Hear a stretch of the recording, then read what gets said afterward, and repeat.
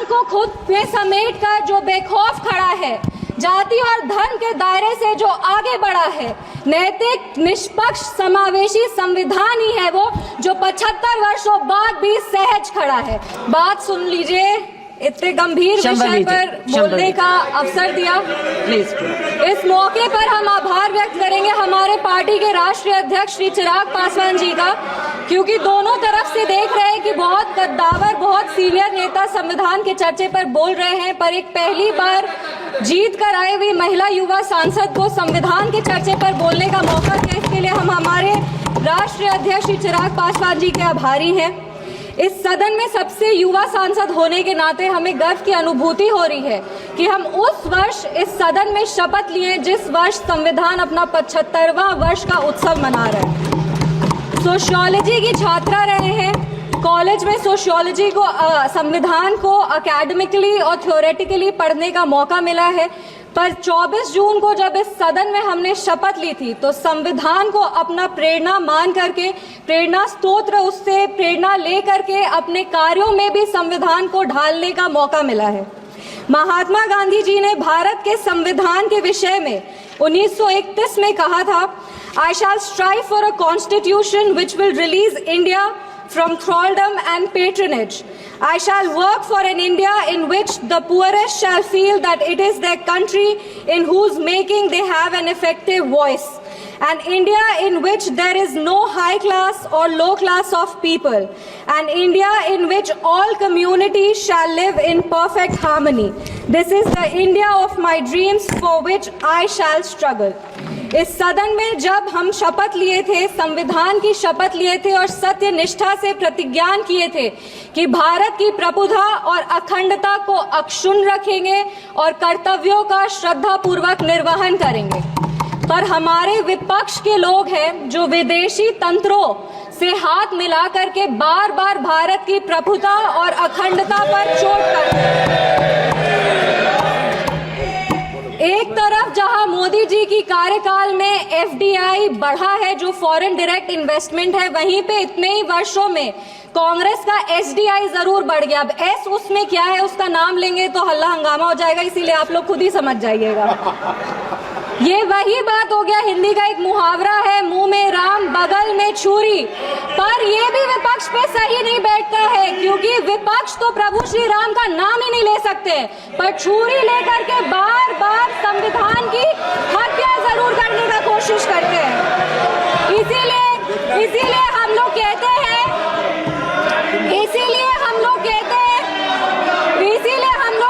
कि संविधान नेता के हाथ में नहीं, संविधान नेता के दिल में होना चाहिए। एक उदाहरण देते हैं, 2008 में इसी सदन में ट्रस्ट वोट के लिए कैश फॉर वोट स्कैम किया गया था और लोकतंत्र का गला घोटने का कोशिश किया गया था। आपातकाल इमरजेंसी के में जिस तरह से संविधान का चीरहरण हुआ था वो हम सब ने देखा था, और हम तो बिहार की बेटी हैं। बिहार के एक पुत्र थे जयप्रकाश नारायण जी, जिन्होंने इसी दिल्ली में रामलीला मैदान में राष्ट्रकवि रामधारी सिंह दिनकर की एक कविता पढ़ी थी, सिंहासन खाली करो कि जनता आती है। उसने कांग्रेस की जड़ों को हिला दिया था और भारत में एक नई क्रांति का आह्वान किया था। आज जब हम संविधान के 75वें वर्ष का उत्सव मना रहे हैं तो हम नमन करते हैं संविधान के निर्माता डॉक्टर बाबा साहब भीमराव अंबेडकर जी का, जिन्होंने अपनी पूरे जीवन की सीख को इस संविधान के निर्माण में लगा दिया। लेकिन कांग्रेस ने उनका अपमान करने से वो कभी नहीं चूके। जिस संविधान सभा सेंट्रल हॉल में संविधान पे चर्चा हुई, संविधान लिखा गया, उस सेंट्रल हॉल में बाबा साहब की चित्र तक को इन्होंने लगने नहीं दिया। इनके कार्यकाल के 2 प्रधानमंत्री ने खुद भारत रत्न लिया सर मैम, लेकिन बाबा साहब को भारत रत्न नहीं देने दिया। मैं नमन करती हूँ उन सभी संविधान सभा के सदस्यों का जिन्होंने 2 साल 11 महीने और 17 दिन में इस संविधान को आकार दिया। बिहार के इस देश के पहले राष्ट्रपति और संविधान सभा के अध्यक्ष डॉक्टर राजेंद्र प्रसाद जी का और संविधान सभा के सबसे पहले अध्यक्ष सच्चिदानंद सिन्हा जी का, जिन्होंने मिल करके इस संविधान के निर्माण में अपनी पूरी जीवन लगा दी।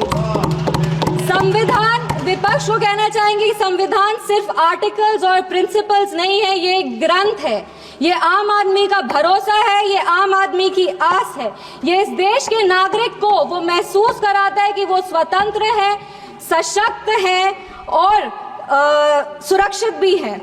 इस संविधान की ताकत ही है कि आज इस 25 साल की युवा महिला सांसद इस सदन में महिलाओं की आवाज बनी है। ये संविधान की ताकत है कि इस देश के सबसे उच्च पद पर एक आदिवासी समुदाय की महिला विराजमान है। ये संविधान की ताकत है कि हमारे प्रधानमंत्री एक गरीब परिवार के सदस्य हैं और इस संविधान की ही ताकत है कि जननायक कर्पूरी ठाकुर जैसे व्यक्ति जो एक पिछड़े वर्ग से आते थे वो बिहार प्रदेश जैसे राज्य के मुख्यमंत्री बने।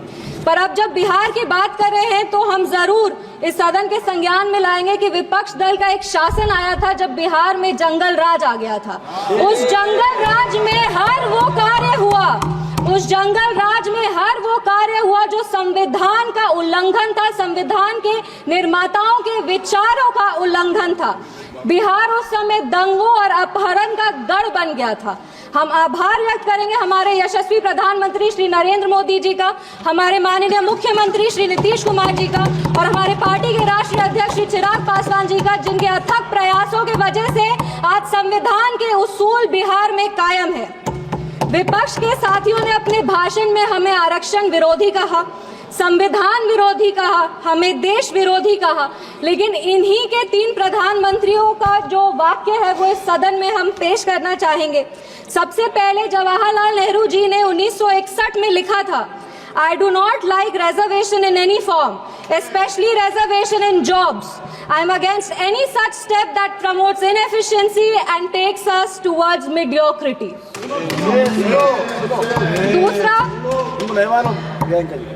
दूसरा इंदिरा गांधी जी ने, नीरज चौधरी जी की एक किताब थी हाउ प्राइम मिनिस्टर डिसाइड्स, उसमें उन्होंने कहा था अपने तब के लॉ मिनिस्टर शिव शंकर जी को कि एक ऐसा ATR तैयार कीजिए कि सांप भी मर जाए और लाठी भी न टूटे। ये मंडल कमीशन के रिपोर्ट पे उन्होंने कहा था।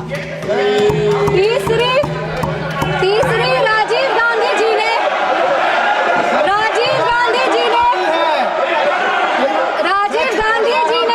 एक इंटरव्यू में आलोक मेहता को कहा था मार्च 1985 में, no promotion off. Rajiv Gandhi ji ने एक इंटरव्यू में जर्नलिस्ट आलोक मेहता को कहा था मार्च 1985 में कि no promotion of idiots in the name of reservation, and that promoting idiots in the name of reservation would harm the entire country.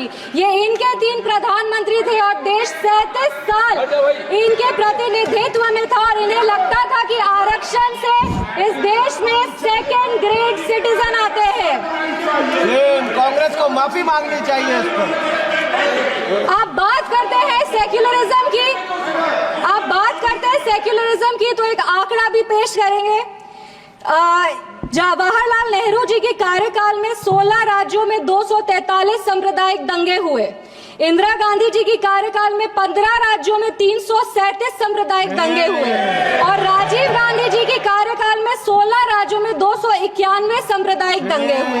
ये कैसा सेक्युलरिज्म का परिभाषा है, हमें तो समझ नहीं आता।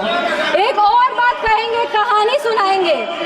1984 में जब सिख रायट हो रहा था, 1984 में जब सिख रायट हो रहा था तो एक सिख समुदाय के व्यक्ति एक दलित नेता के घर में रक्षा पाने के लिए गए थे, एक पनाह मांगने गए थे। उस दलित नेता के घर को जला दिया गया था। वो दलित नेता कोई और नहीं, हमारे पार्टी के संस्थापक श्रद्धेय रामविलास पासवान जी थे, जिनके घर को 1984 में जला दिया गया था। आप बात करते हैं संविधान की और सेंटर स्टेट रिलेशन की, तो बता दें कि इंदिरा गांधी जी की कार्यकाल में 11 साल में 35 बार राष्ट्रपति शासन लगाया गया।